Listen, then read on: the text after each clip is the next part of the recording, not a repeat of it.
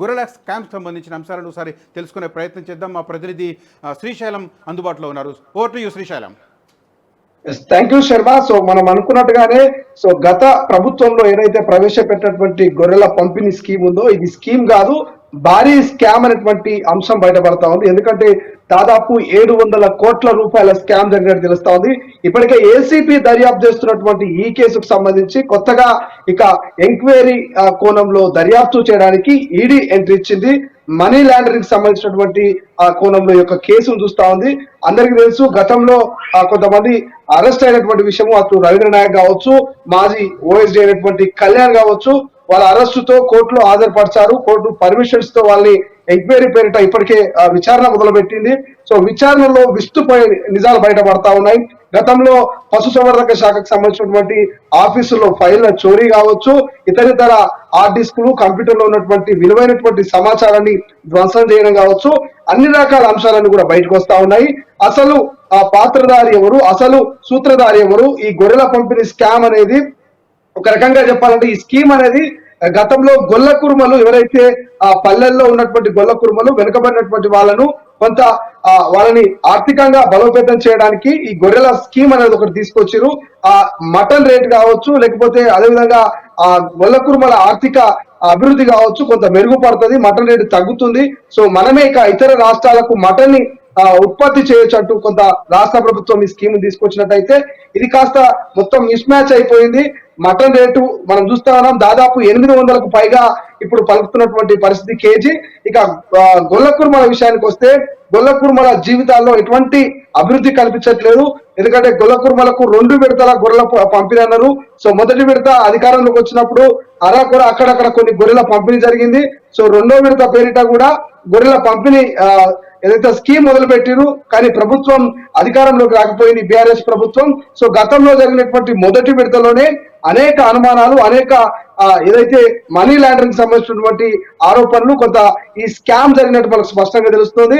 గతంలో ఎవరైతే లబ్ధిదారులు ఉంటారో లబ్ధిదారులకు నిజంగా అసలు ఈ గొర్రెల స్కీమ్ అనేది పూర్తి స్థాయిలో గ్రౌండ్ లెవెల్లో పోయిందా, లబ్ధిదారులు నిజంగా గొర్రెల్ని తీసుకొని లబ్ధి పొందిరా అనేటువంటి కోణంలో ఇటు ఈడీ కావచ్చు, అటు ఏసీబీ దర్యాప్తు చేపడుతున్నట్టు తెలుస్తోంది. కానీ కేవలం మధ్యవర్తులు ఉండి, అదేవిధంగా ఓఎస్డి కళ్యాణ్ లాంటి వాళ్ళు, ఇక రవీంద్ర నాయక్ లాంటి వాళ్ళు, ఇక ఉన్నత అధికారులు, గతంలో పనిచేసినటువంటి మాజీ మంత్రులు దీంట్లో ప్రధాన పాత్ర వహించినట్టు తెలుస్తోంది.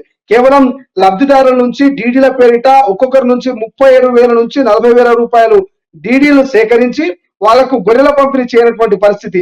ఎందుకంటే మధ్యలోనే ఈ యొక్క స్కామ్ అంతా జరిగిపోయింది. ఆ స్కామ్ కు సంబంధించినటువంటి వివరాలని కూడా ఏసీబీ లాబట్టేటువంటి పరిస్థితి చేస్తుంది. ఏ జిల్లాలో ఏ కలెక్టర్లకు సంబంధించి ఈ యొక్క గొర్రెల స్కామ్ కు సంబంధించినటువంటి అకౌంట్లు ఓపెన్ చేసిరు, ఏ లబ్ధిదారుడు ఎంత డిపాజిట్ చేసిండు, ఏ లబ్ధిదారుడి ఖాతాలో మీరు ఎంత అమౌంట్ ను ట్రాన్స్ఫర్ చేసిరు, ఏ లబ్ధిదారుకి ఎన్ని యూనిట్ల గొర్రెలను మీరు పంపిణీ చేసిరు, సో ఎక్కడి నుంచి ఈ గొర్రెల పంపిణీ అనేది మహారాష్ట్ర లేకపోతే ఇతర రాష్ట్రాల నుంచా, ఎక్కడి నుంచి లబ్ధిదారులకి గొర్రెల సేకరణ చేసి మీరు ఇచ్చిరు, ఎక్కడ ట్రాన్స్పోర్ట్ చేసిరు, సో ఆ ట్రాన్స్పోర్ట్ వెహికల్ డీటెయిల్స్ కావచ్చు, అదేవిధంగా లబ్ధిదారుల అకౌంట్ లో డిపాజిట్ అయినటువంటి ఆ డీడీల అమౌంట్ కావచ్చు, కలెక్టర్లకు జాయిన్ చేసినటువంటి ఆ కలెక్టర్ల దగ్గర ఉన్నటువంటి డేటా కావచ్చు, ఇతర అన్ని రకాల అంశాలన్నీ కూడా ఇక ఇటు ఏసీబీ కావచ్చు, ఇటు ఈడీ కావచ్చు, రెండు కూడా విచారణ చేపట్టింది.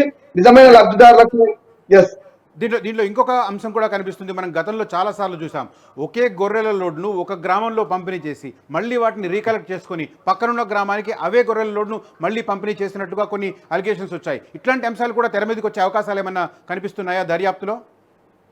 ఎగ్జాక్ట్లీ రైట్ శర్మ గారు, మీరు అన్నట్టుగానే ఒకే గ్రామంలో ఒక 10 మందికి లబ్ధిదారులు ఉంటే 10 మందిలో 5 మంది లబ్ధిదారులకు గొర్రెల పంపిణీ చేసి ఆ 5 యూనిట్లను ఇతర గ్రామాలకు తరలించి అక్కడ కూడా సేమ్ యాస్టీస్ గా ఫార్మాలిటీస్ అని ఫిల్ చేసుకొని సంబంధించినటువంటి అధికారులతో కొంత లాబింగ్ చేసుకొని కొంత కమిషన్ బేస్డ్ గా ఇంకొంతమంది అర్హులు కాకుండా అనర్హులుగా ఉన్నటువంటి ఎవరైతే గొల్ల కుర్మలు ఉంటారో ఆ గొల్ల కుర్మలకు వాళ్ళకు గొర్రెలు ఇస్తాం మీకు, సో దీంట్లో మాకు కొంత వాటా ఇవ్వన్నట్టు వాటాను కలెక్ట్ చేసుకోవడం, లేదంటే అర్హులుగా ఉన్నటువంటి గొల్ల కుర్మలు కాకుండా అనర్హులుగా ఉన్నటువంటి వేరే వారి పేరు మీద గొర్రెలు తీసుకొని సెకండ్ హ్యాండ్ గా వేరే వ్యక్తులకు అంటే దాదాపు 1,20,000 విలువైనటువంటి గొర్రెల్ని అమ్ముకునేటువంటి ప్రయత్నాలు కూడా జరిగినాయి.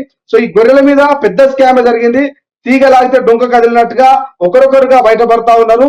హై స్థాయి అధికారి నుంచి లో స్థాయి అధికారి వరకు కూడా ఇందులో పాత్ర ఉన్నట్టు తెలుస్తోంది. అంటే రాష్ట్ర వ్యాప్తంగా అటు మంత్రుల నుంచి ఇక గల్లీలో ఉన్నటువంటి లీడర్ వరకు ఉన్నత స్థాయి అధికారుల నుంచి ఇక గ్రామ స్థాయి అధికారి వరకు కూడా ఈ యొక్క గొర్రెల పంపిణీ ఆ యొక్క స్కామ్ లో ఒక 700 స్కామ్ జరిగింది కాబట్టి ఈ స్కామ్ లో ప్రతి ఒక్కరి పాత్ర ఉన్నట్టయితే స్పష్టంగా తెలుస్తుంది. కానీ ఈ గొర్రెల పంపిణీ వల్ల ప్రధానంగా ఇదంతా ఈ యొక్క సీన్ అంతా కూడా కేసీఆర్ గారి మెడకు చుట్టుకునేటువంటి పరిస్థితి మనకు కనిపిస్తుంది. ఎందుకంటే మాజీ ముఖ్యమంత్రి 10 ఏళ్ల పాటు తెలంగాణ సీఎం గా పనిచేసారు కాబట్టి ఈ గొర్రెల స్కామ్ గురించి సంబంధించి అటు ఇక ఈడీ ఎంట్రీ ఇచ్చింది. ఈడీ ఎంట్రీతో అందరికీ తెలిసిన విషయమే. ఈడీ ఎవరికి తగ్గే అవకాశం లేదు.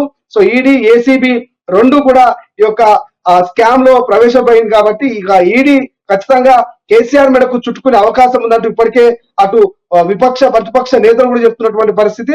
సో గతంలో పనిచేసినటువంటి మాజీ మంత్రి తలసాని కావచ్చు, తన మాజీ ఓఎస్డి కళ్యాణ్ కావచ్చు, రవీంద్ర నాయక్ కావచ్చు, ఇతర నాయకులకు అధికారులకు ఖచ్చితంగా ఈ యొక్క స్కామ్ అనేది మెడకు చుట్టుకునే అవకాశం మనకు స్పష్టంగా కనిపిస్తుంది. Thank you Srisailam for updates. అసలైన తొలి వెలుగు. ఫాలో వాట్సాప్ @తొలి వెలుగు అఫీషియల్.